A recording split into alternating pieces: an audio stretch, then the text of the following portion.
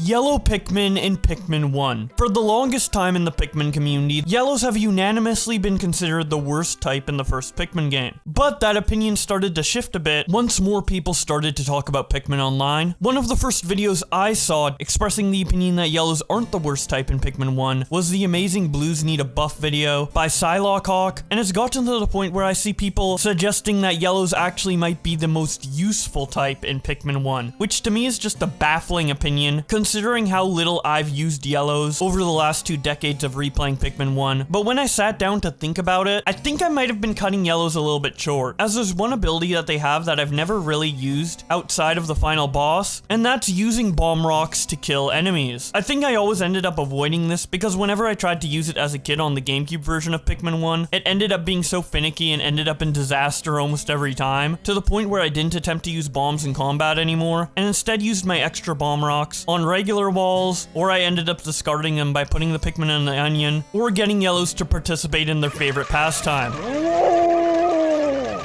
yes, I love my yellow Pikmin. He loves swimming. But now, of course, we have the Wii and Switch versions of Pikmin 1, which removed some of the finickiness involved in using bomb rocks with yellow Pikmin, and I'm 26, I'm not a dumb kid anymore. I think I can handle trying to use bomb rocks on enemies now.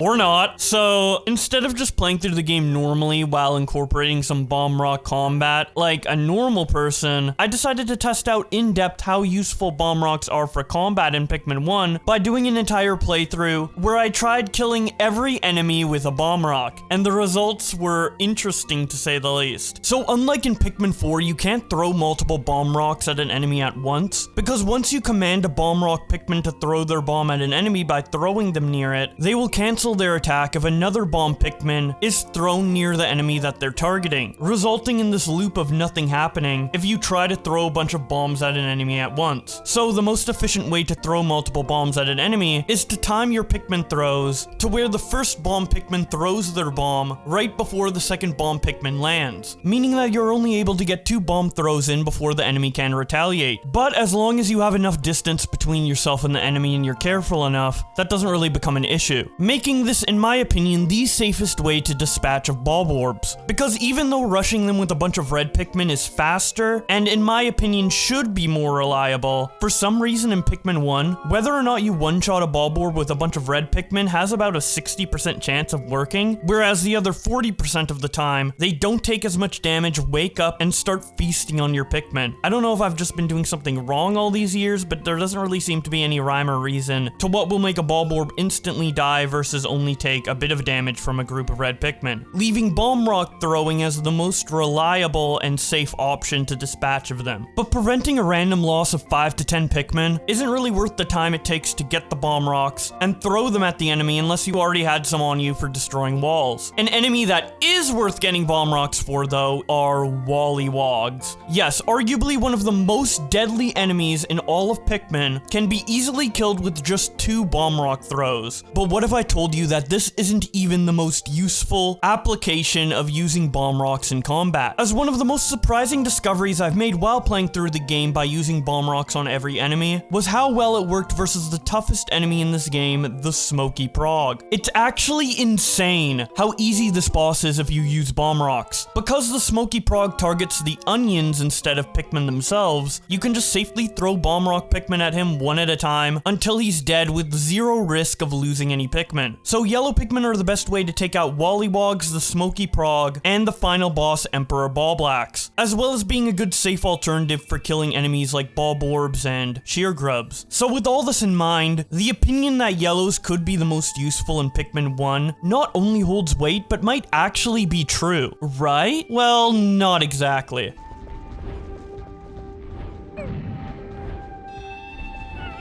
Yes, some enemies are just straight up immune to bomb rocks. And it isn't just 1 or 2 enemies either. Puffy blowhogs are immune, bread bugs are immune, iridescent flint beetles are immune, honey wisps are immune, but most importantly, the armored cannon beetle is completely immune to bombs. Even when he's showing off his big red butt, he's just too thick for a bomb rock to do any damage. Then there's the enemies who technically can get damaged by bomb rocks, but only in very particular scenarios, if the bomb is timed exactly to go off when they are close enough to the ground, like the swooping snitch bug, the burrowing snagret, and the baldy longlegs. And with the latter two, even if you do end up hitting them with a bomb, it does so little damage that it's not even worth trying to use your bombs against them. And that rings true for other boss enemies, like the Puffstool, the Gulix, and the Mimuta. Looking at the list of enemies that can't be damaged by bomb rocks, or can be damaged, but in a way that is so negligible that it's not useful at all, versus the cases where bomb rocks are useful to use against those enemies, the list doesn't seem that bad, with only about half of the roster being bomb rock resilient. But if you take into account the context and where these enemies are placed, and how they are used in the game, the list of enemies that bomb rocks are useful against narrows down a lot. Wogpoles, Wallyhops, and Water Dumples are only found in the water. Shearwigs, Sheargrubs, and Dwarf Bulborbs and Bears are such easy enemies to begin with that you'd never want to get bomb rocks to specifically use against them, and Fiery Blowhogs are so easy and safe to take out with red Pikmin that there's not really any point in getting bomb rocks for them, especially with how tedious it can be to get bomb rocks in the Forest Navel, which is why you would also not use bomb rocks on Bulborbs most of the time, as killing them with a bunch of red Pikmin is just so much faster than going out of your way to get bomb rocks, coming back, and then using them. So with all of that in mind, the only remaining enemies where using bomb rocks against them is the best option are Pearly Clamclams, the Smoky Prog, the Emperor Boblax, and Yellow Wallywogs. And since there's only one Smoky Prog, one Emperor Boblax, and one Pearly Clam that you can actually attack with bombs since the other two were surrounded by water, the only time you would casually want to use bomb rocks versus an enemy is if you have some extra for Bulborbs, or against Yellow Wallywogs, which appear for the first time in the Distant Spring, making red Pikmin the superior option for combat for the vast majority of the game. But bomb rocks aren't only used for combat. They are needed to break down a multitude of mandatory bomb rock walls, as well as some very useful optional ones that you can bring down in the Forest Navel. That, in combination with them being needed to get certain treasures, and in the few cases where using bomb rocks for combat are the best option, make yellows far from useless. In fact, I think the balancing between all of the three Pikmin types in Pikmin 1 is actually pretty good, which is not a conclusion I expected to come to going into this playthrough, as I've always viewed yellows as the definitive worst type. But now I think they're on par with blues, with reds being the definitive best type, due to their extra combat strength being so consistently useful throughout the entire game. But I don't really think reds deserve to be the most useful type, because conceptually the yellow Pikmin are just way cooler. Using explosives to destroy your enemies sounds fun as heck, but in the actual game that fantasy kind of falls short due to the limit set by the game to only have one bomb Pikmin be able to attack an enemy at a time. And I know why they do that, it's to protect the yellow Pikmin from being blown up. But honestly, I think they should have made yellow Pikmin immune to explosions. Imagine being able to rush an enemy with a bunch of bombs at once without any worry of your Pikmin dying unless you have red or blue Pikmin in your party. Yes, it would make yellow Pikmin insanely OP for combat, but it would be balanced out by the fact that there's a limited amount of bomb rocks on the map, which is a resource you might waste if you use it too recklessly, rushing 10 of your bomb Pikmin at an enemy that only takes 3 bombs to kill, for example, wasting 7 of your bombs, and the fact that if you have any other color with you, they will be vulnerable to the explosions that the yellow Pikmin set off. And this would actually give you a reason to grow more than 20 yellow Pikmin throughout the game, because if you decide to use bombs frequently, having a squad of Pikmin that are immune to them would help you do tasks that require large amounts of Pikmin without worrying about having them die to your own bomb explosions. I know this would have made yellows really OP and make red Pikmin feel useless in the process, but that's basically what happened in Pikmin 2 with purple Pikmin being able to destroy enemies in a far more efficient manner than I described my hypothetical yellow Pikmin to be, also making reds pretty useless in that game. And despite red Pikmin getting the shaft in Pikmin 2, a lot of people, including myself, like the OP purples in Pikmin 2, to the point where they came back in Pikmin 4. So I think this bomb immune version of the yellow Pikmin in Pikmin 1 would have fit perfectly for the game. But alas, it never happened, and we are stuck with the yellows that we have today, which are still pretty useful, but just not as useful as they could be. I'm really excited to see how yellow Pikmin are handled in the upcoming ROM hack remake of Pikmin 1 in Pikmin 2's engine by Pickhacker, as he's been working on it for years and is going to have a ton of quality of life features to the game, such as the improved AI from Pikmin 2, meaning that I might finally be able to kill Bulborbs consistently with red Pikmin in the first game, as well as fun bonus features like co-op mode, randomizer mode, and a whole new extra side story with Louie. I haven't really been keeping up with all of the little details of its development as I'm just waiting for the game to come out to play it, but the thing I'm hoping for the most is a 2-captain mode. I know there's co-op where each player can play as a captain, but I'd love a single player version of that where I can switch between 2 captains just like in Pikmin 2. In that game, it wasn't too useful to have 2 captains, but in Pikmin 1, I'm always wishing I had 2 captains to switch between, as the whole game is centered around doing as much as you can within a singular day, which is the setting where having control over multiple captains thrives in the most. That has nothing to do with this video or Yellow Pikmin, but I just want to express how excited I am for this ROM hack remake after playing a bunch of Pikmin 1 and having to deal with all of its jankiness that doesn't exist in Pikmin 2. Anyways, if you have any ideas or thoughts on how Yellow Pikmin work in Pikmin 1, how they could be improved, or what you think is underrated about them, or whatever thoughts you have at all, please leave it in the comment section below. I always love hearing your guys' feedback. But with all that being said, thank you guys so much for watching, and I'll see you in the next video.